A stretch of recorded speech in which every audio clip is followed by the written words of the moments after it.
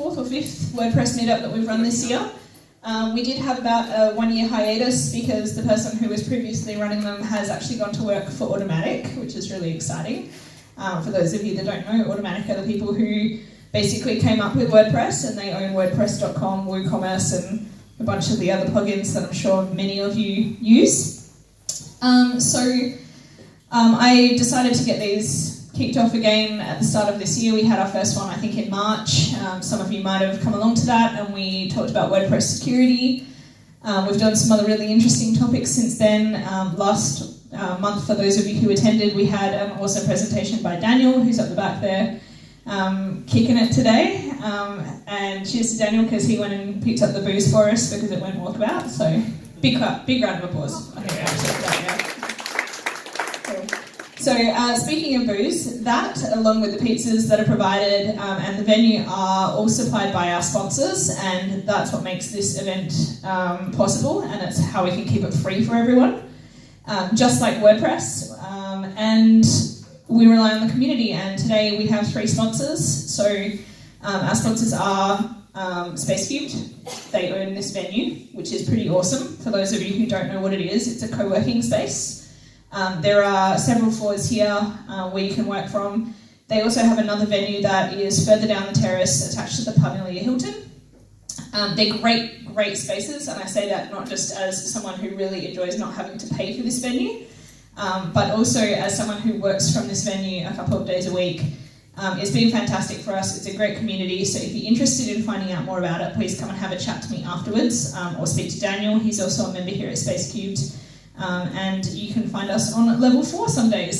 So I think you're actually down at Flux, aren't you? Yeah. So Flux is the other venue, and this one's called Riff. Our second sponsor, who is an ongoing sponsor, is WP Engine. They are WordPress hosting specialists. That's all they do. WP Engine are fantastic. And if you are looking for something that is going to take care of everything for you, and has the power of big business behind it, I recommend having a look at them. And they cover our refreshments, along with our third sponsor, which this month is Peter. Peter's doing the presentation for us, so I'm going to stand up in case you haven't met him yet. Peter Butler is the owner of Smarter Websites. And I've been fortunate enough to know Peter for a little while now. He's really good at what he does, and he's going to be sharing some info with us today about SEO, which is possibly the most requested topic that we've had so far. And he's very brave for taking it on, because I know a lot of people were like, I don't want to be the guy in the hot seat for that topic. So thanks, Peter, for coming along today, and thanks also for sponsoring. And I'm going to hand it over to you in just a second. Just a little bit of housekeeping, guys. Please make sure that you put your rubbish in the bins before we go, because we are having the space donated to us. If you need the toilets, they're just behind this black wall here. Some of you may have tried to use the ones that are out in the passageway. You do need a passcode to be able to get into those, but the ones that are just behind here are open. So if you need the toilets, just behind there. And obviously if there's an emergency or something, get the hell out, all right? Just get the hell out. That is the safety announcement for today. I'm going to pass you over to Peter. And there will be pizzas after Peter's presentation, and then we'll have a Q&A session. So not much else from me, so I'll hand it over to you, Peter. Thank you. So, as Joe said, it's a very brave move coming up here, because when you're talking to a room like this, you've got absolute newbies who know nothing about SEO, and then you've got other people who are really well versed, so it's really easy to make an idiot of yourself. So with that in mind, just so I've got a better understanding of who's here, who builds websites for a living, or is a developer or a coder? Put your hand up. So probably just over half the room. Who here does SEO for a living? Okay, and who here runs a business and is here because they want to self-manage or better understand SEO? Okay, good. So hopefully I'm going to add value. So with that in mind, I'm going to open in prayer. We ask for patience for those who have more knowledge, and grace for those who have less. Be helpful, and let's contribute to each other. It's not a greatly spiritual prayer. Okay, so why would you even listen to me? I'm not a coder, I'm not a developer, or even a graphics designer. I'm a marketer and I have mild OCD, which has been particularly useful with SEO because you have high attention to detail. I started out my online career in 2006. I brought an audiobook store from a group called Spoken Network. They were selling 1,000 licenses at $1,000 each. They pre-sold them in 24 hours. So do the math. That's $1 million in 24 hours. Good model. And they charged a subscription fee after that. With that content managed system, I was able to then build mini site licenses, and I built hundreds of the buggers. And it was a crash course in SEO. So this is back in 2006.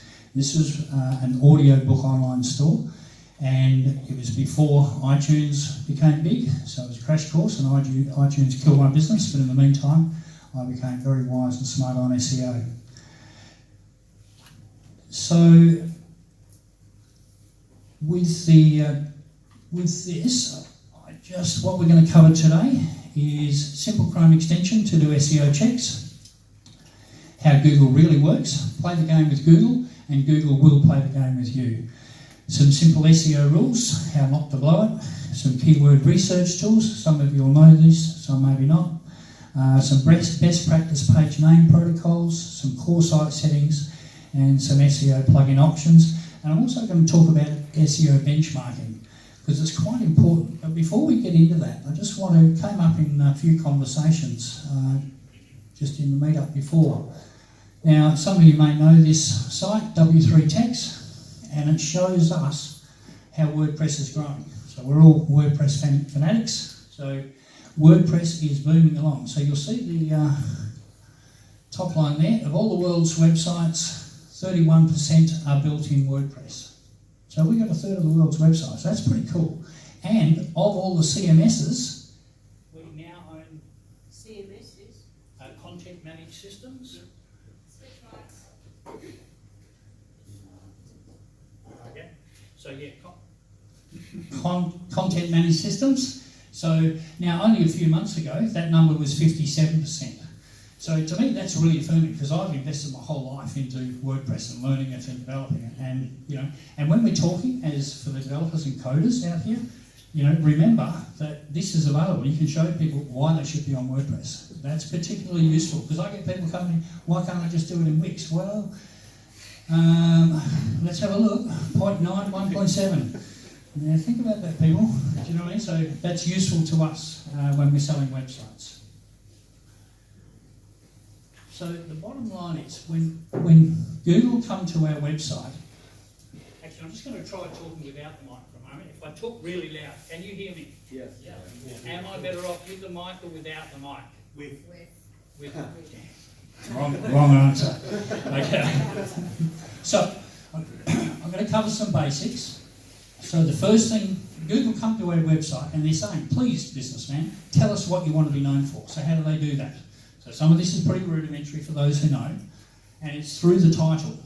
So we hold our cursor up here, the title pops up. But the Chrome extension that I use, that I show off with clients, is SEO Meta in one click. Does anybody use this? No? Yes. Yeah, really cool little tool. So SEO Meta in one click. What I like about it is that it just makes it easy to see when you're sitting, and for yourself, when you're looking at other people's websites, you can actually just look at their metadata. You can get a whole heap of information. You can see, the title, do a character check. Don't worry about the keywords missing, that's just the tool. Whether it's set to index, your author, your publisher in Google, all those things matter. Playing the game with Google, Google will play the game with you, and what the language is set to. It also gives you the H123, all your headings on your website. Some of you know what that means, some don't, but those who don't, I'll show you shortly what that means. Sorry, how did you get that? So that's a Chrome extension. So you just go, just type into Google, Chrome extension, SEO, don't do it now, do this in your own time, SEO Meta in one click into Google, and it's a Chrome extension. You just add it to your browser. Yeah? Okay. Peter, are you going to post your notes after I think I better post my notes. If I say I'm going to do that now, does that mean that people are free to watch and listen rather than try and take notes and shit like that? Yeah? Okay, cool. Let's do that. I'll post the notes. So, remember, everything we're doing online is to please two entities, people and search engines. We've got to play the game with the search engines, but we can't do everything for the search engines because otherwise it's not going to be people friendly, if that makes sense. So, that's the first thing that Google looks at. That's the second thing that Google looks at. The next thing that Google looks at is the headers. The headers, like in a Word document, you get heading 1, heading 2, heading 3. Same on a web page, you get heading 1, heading 2, heading 3, heading 4. And you just click on that and it'll show the headings. Now remember, I just said, we're playing the game with people and the search engines. So I can't make every heading for the search engines because otherwise it's not going to be really readable to the people. Does that make sense? Yes. Couple of nods? No? Yes. Okay, so if every heading on my website, so that's a heading. If I made that like a keyword, then it's not going to be really people friendly. Yeah? Okay. The next thing that Google look at is your images. And if you're able to name your images, keyword rich. So let's pick on a business, shall we? Whose business wants to be picked on? Counselling. Counselling. So you would try and name your images with counselling in it. Yeah? Rather than just standard image names. So you name those images before you load them to your site. See that you haven't named your images there. I haven't named all my own images, no. It's like the mechanic's car. Yeah. It's sort of like the last one to get worked on, but there are obviously a lot of optimisation. We do rank. But yeah, no, not all of my images, and thanks for pointing that out. Yeah. No, really. It's called karma, that will come back on you. Okay, so the next one is links. I'm not going to drill down into this, but it shows the links on your website and details about those links. You can play with this. I've only got 20 minutes, so I need to rip through this. Social, this is pretty cool. I just scroll down. So it shows, this is for the techie types, the schema stuff in Google, which is really important to do. This is more developer level, high level, schema, rich snippets, things like that. Anyway, I'm not going to spend any time on it. It's a bit techie, but the point is this one little Chrome extension shows you so much. And the last one is some tools. Now, who's heard of GT Metrics? Put a hand up, GT Metrics, yes?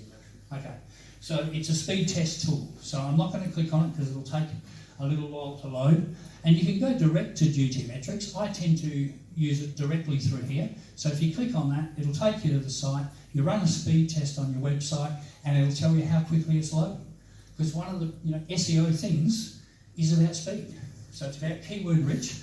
Why? What are you telling Google you want to be known for? In the title and the description and the words on the page. Plus then, Google want to know how fast your site's loading. If it's taking 20 seconds to load, you are getting demerit points in Google. Make sense? There's a question on that. What Yep. is good speed? Is like, because mine's at 7 seconds. Yep. And I can probably get it down to 5 if I optimize all my images and whatever else. Yep. Is 7 seconds too slow or? Depends on the website. It depends on the website, the market, who's coming to the site. There's so many variables. And you get a mobile speed variation. We've just landed a rather large national franchise cleaning organisation on a desktop. It's around 6. On a mobile, it's around 15. Yeah, so there's some major problems there, which obviously we're addressing. Yeah. So 6, mine sets at 6. Yeah. 3 is awesome, if you can get it to it. And we keep going over our site, and we get faster and faster, but then we do some changes and it slows down, so we've got to come back. You can set up a free account with GT Metrics, and it'll actually track your previous results. So do set up a free account. It's a really, really cool tool. There's a whole heap of other tools in there as well, but I just wanted to focus on that in this time slot. Okay, and that closes with site speed. Well done, you brought that up. Okay, so SEO rule, big rule number 1. People think that, let's say you've got 30 keywords you want to be known for. And I'm going to give you an example. Not that one. Not that website, that website. So this website, using my little SEO meta in one click, I was talking to this client a couple of days ago. Well, he wasn't a client, he is now. So we looked at his title and we go, okay, well, you're only using 38 characters. Now, this little tool tells you the rules of engagement, okay? So you can hold your cursor over the question mark.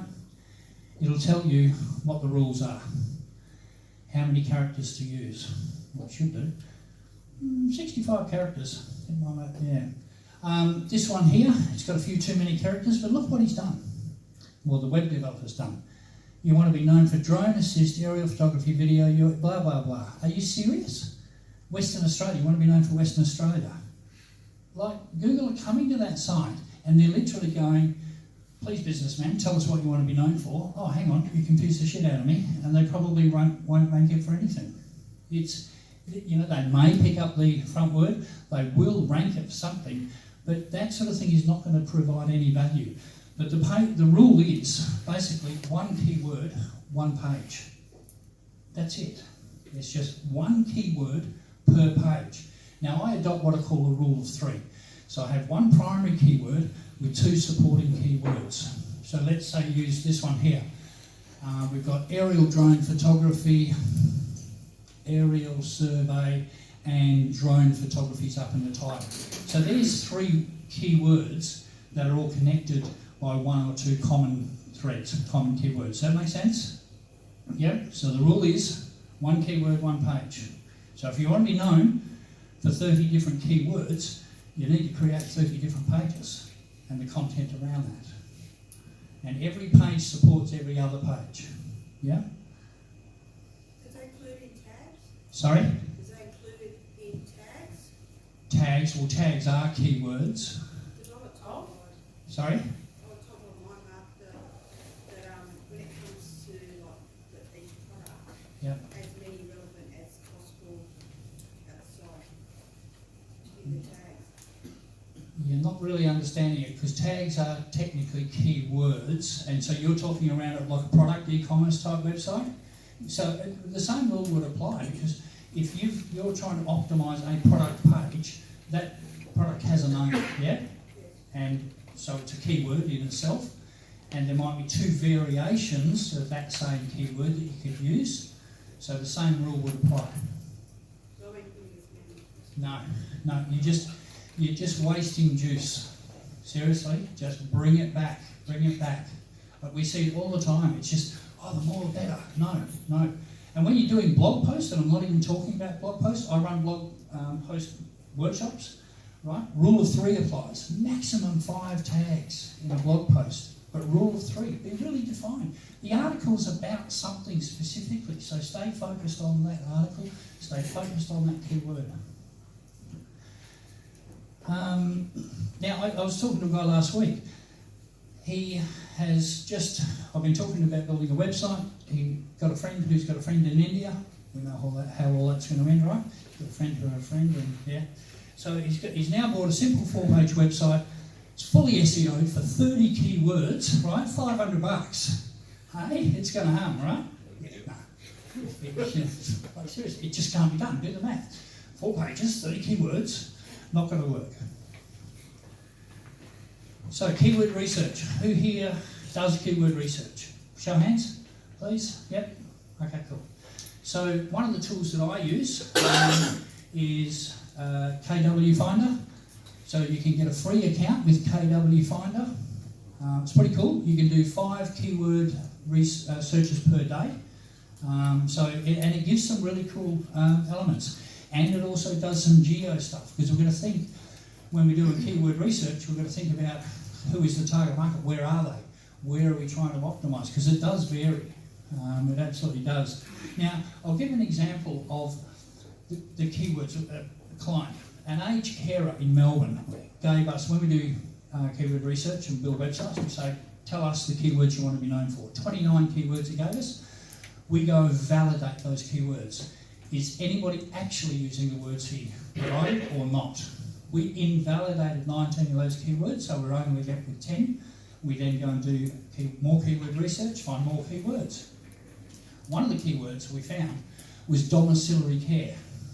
Never even heard it, didn't know what that was. But there was 320 searches per month in his area in Melbourne, right? Now he's like, nah, nobody in my industry uses that word. Well, 320 people do, because that's what Google's telling me. Like, it's a fact, it's not up for debate, it's a number. So we then created a new page for that keyword, domiciliary care, got content written, optimised it, got him onto page 1. I think it was in 5 or 6 weeks. We had him on page 1 in Google for that. 320 searches organically per month. Even if he only got 10% of that traffic as inquiries, that's 32 inquiries every single month. Even if he only converted 10% of that into new business, that's 3 new clients every single month by being very clear on the keyword research. Make sense? So KW Finder, I'm not even going to do keyword research because it's going to take too long. We've got too much to get through to. The other one is, and this is a paid tool, SEMRush. Who uses SEMRush here? Yep. Cool tool, huh? I love it. Absolutely love it. So you can do keyword research in here. You can see that we've created some lists. We're on an account costing us $1,700 a month, so it's not a massive spend. I can't get that to work. Yeah, so we've done some keyword, you can see some of the keyword research we've done. Giving away some of my secrets here. So SEMRush is an awesome tool. It does a lot more than just keyword research. It analyses websites and all sorts. Right, next topic is page name protocols. So I'm going to go to my little friend's, where's my cursor?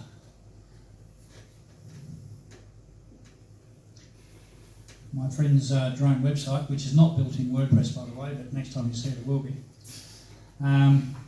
Page name protocol. So what do I mean by that? I mean that. That does not help his SEO at all. So that particular page is all about drone, aerial drone, property photography, and yet look at the page name protocol. So that's the page name type. It should be keyword rich. Yeah? So some of this is pretty rudimentary for some of you, I know. But the thing is, as webbies ourselves, and when we're building websites, how far do we go if we're not getting paid for it?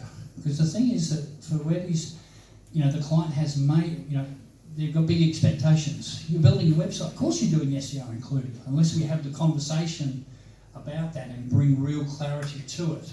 So we've got to be careful not to bastardise our industry, basically, and just bring a lot of clarity to what we're providing. Does that make sense for the webbies in the room? But it's important that we get these page name protocols right, but we don't want to overinvest our time into doing that if the client's not paying us to do that. So one of the things that, so the obvious thing, from there, is to upsell across them into an SEO service. And if you don't provide an SEO service, find somebody you know and trust that you can refer to and that can refer work back to you as well. So I've got a page here opened up. So with that in mind, we were always adding, when you're doing SEO on your website, you want your page name protocol. So this part here, so this is how it'll name the pages by default. It'll just give it a page ID number, right? Unless you give it a page name. So, so these are the page names. Now, when this is a Yoast tool, so it's showing the title, the description, focus keywords. So if you can make your title and your description line up with the page name, there's real power in that. Yeah? Would the SEO people who do it in the room agree? Yep. So we developed this little plugin. It's actually a script we got from Stack Overflow, which has got a lot of WordPress scripts. And you put it in your functions file, but every time you update WordPress, it overwrites it and it removed it. So we got it turned into a plugin. So that's available to download. It's a free plugin. You can put the script in or just put the plugin in, and then it'll stay on the website forever. So I'll give you the link for that in the notes that I'll give you afterward, right? So the bottom line, the summary of that is, make your page name extension be the same as what the keyword is, and then you can make it all line up, and then you can get some green traffic lights in the Yoast SEO Premium tool. Categories. Who knows about categories? Who does blogging on their website? Who does blogging lots? Who does blogging sometimes? Yeah? Okay, so with your blog post, they're newsworthy articles, and you should file those under categories. Categories are simply subjects that you write about often. That's all they are. And and again, getting back to what I said before about we're playing the game with people and the search engines, your categories, and I'll just show you mine.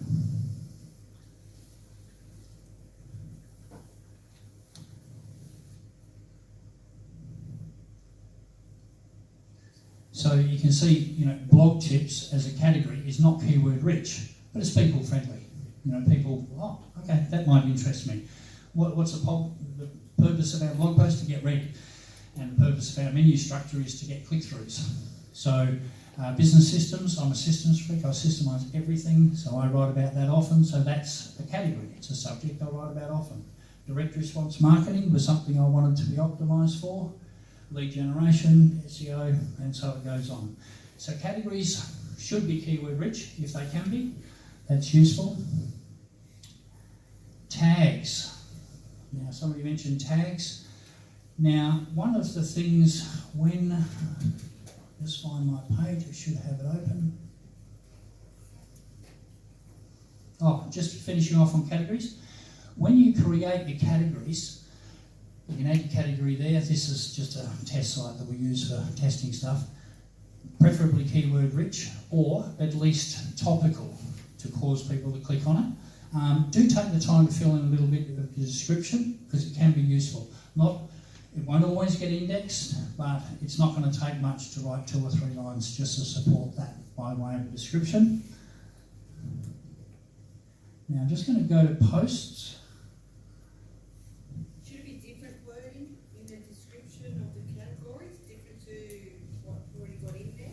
Well, your category title is only going to be 2 or 3 words anyway, so it'll be 2 or 3 lines, but it should contain the title as well.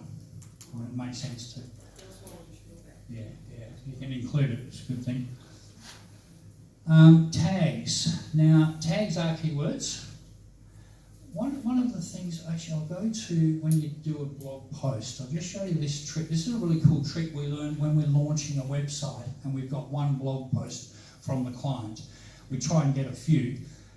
And let's say they've engaged us to do SEO and we've come up with a 20, 25, 30 tag bank. So, 20 to 30 keywords that they can use in their blog posts. They've got to have a list of that somewhere.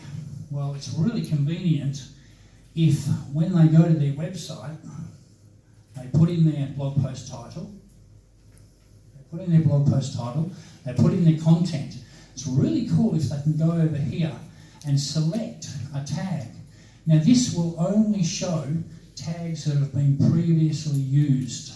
If you've done a blog post on it and used the tag on website design, it'll show up the previously used tag of website design.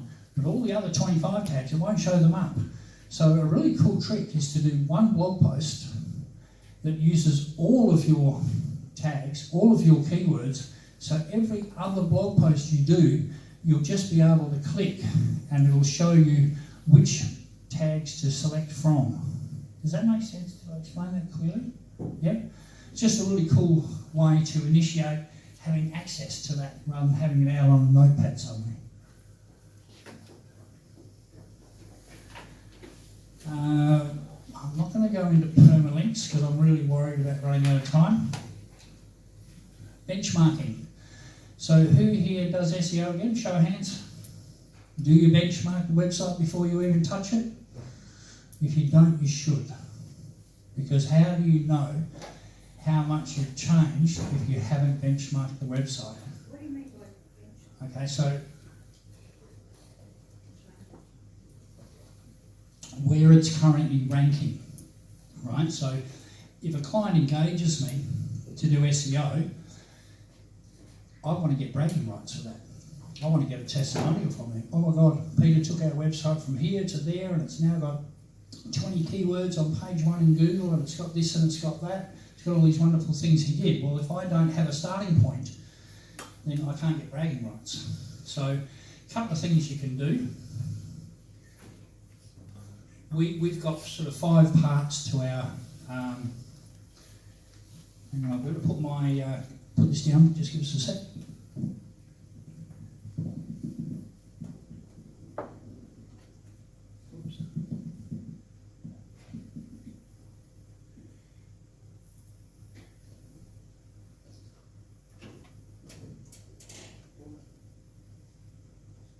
So this is, so the SITE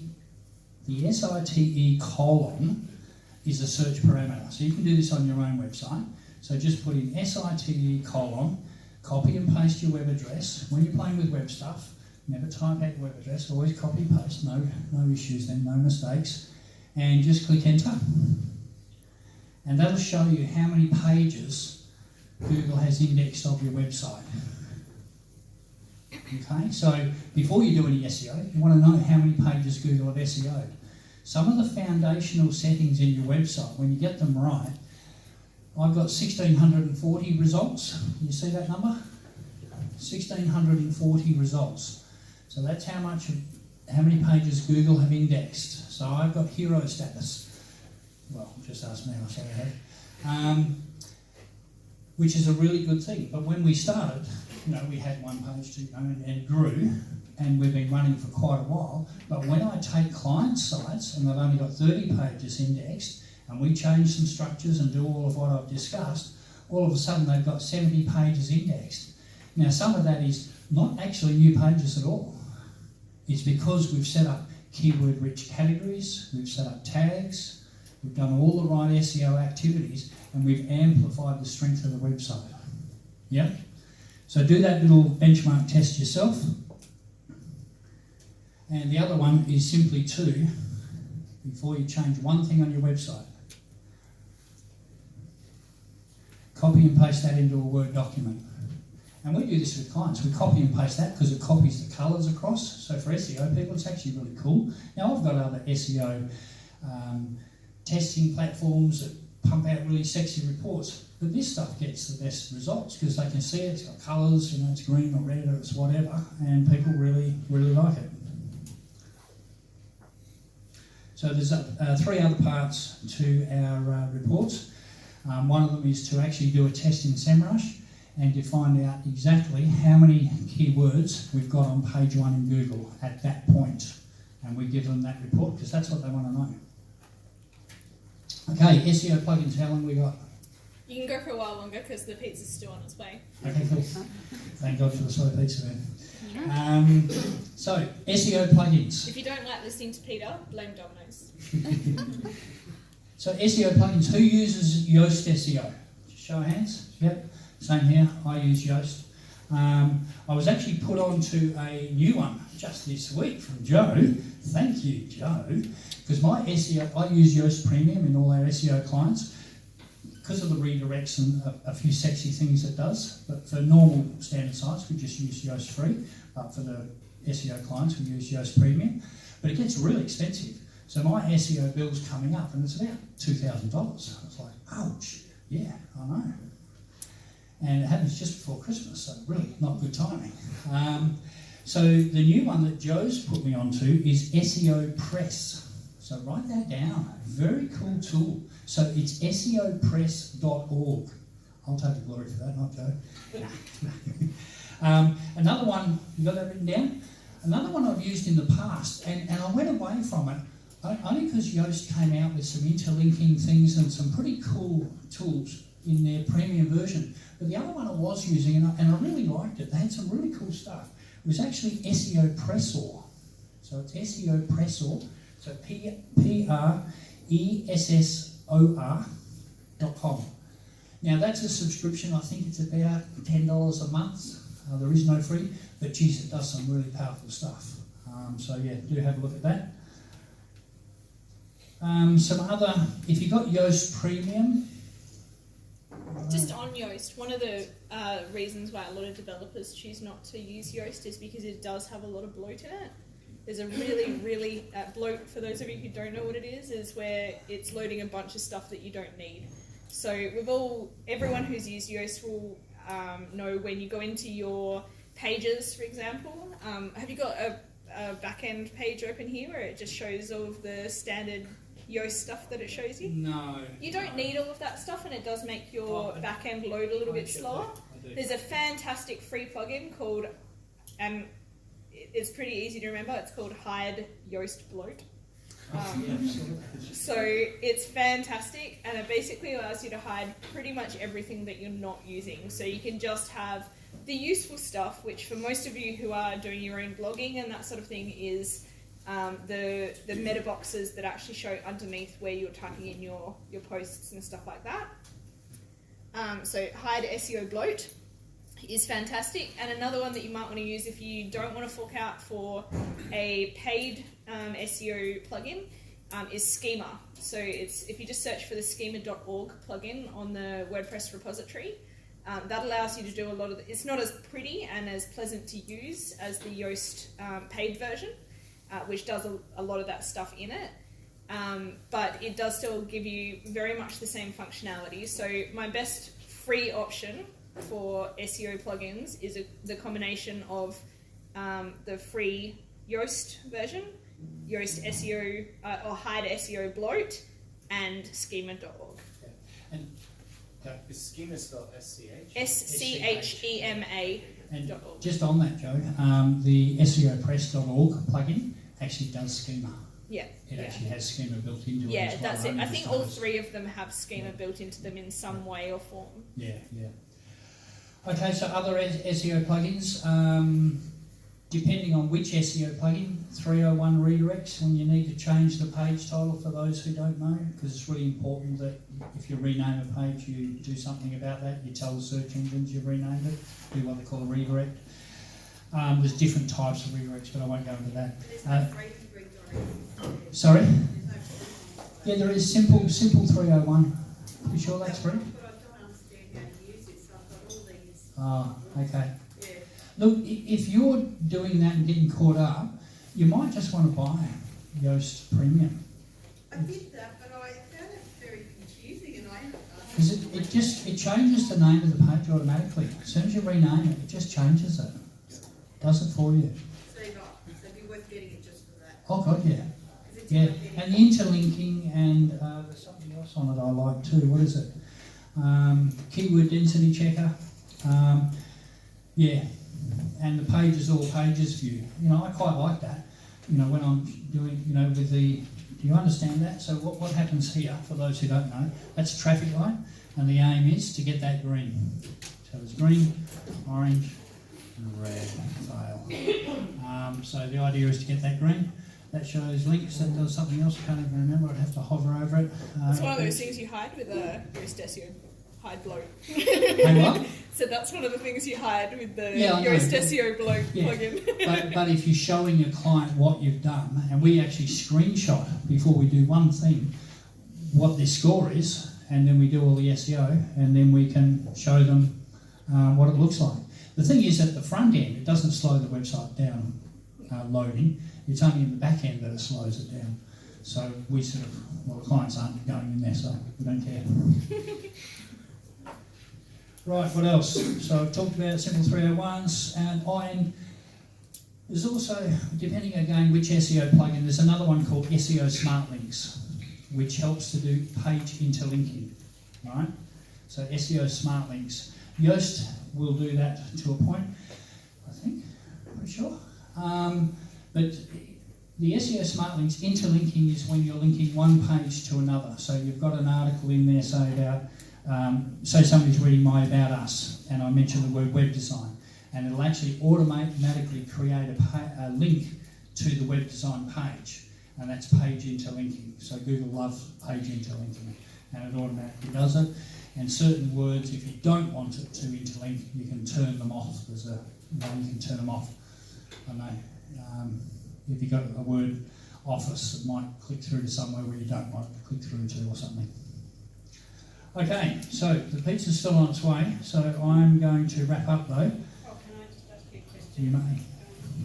So, are you saying the Yoast Premium Yep, links to those pages automatically? it does automatic pay. But if you don't Oh. have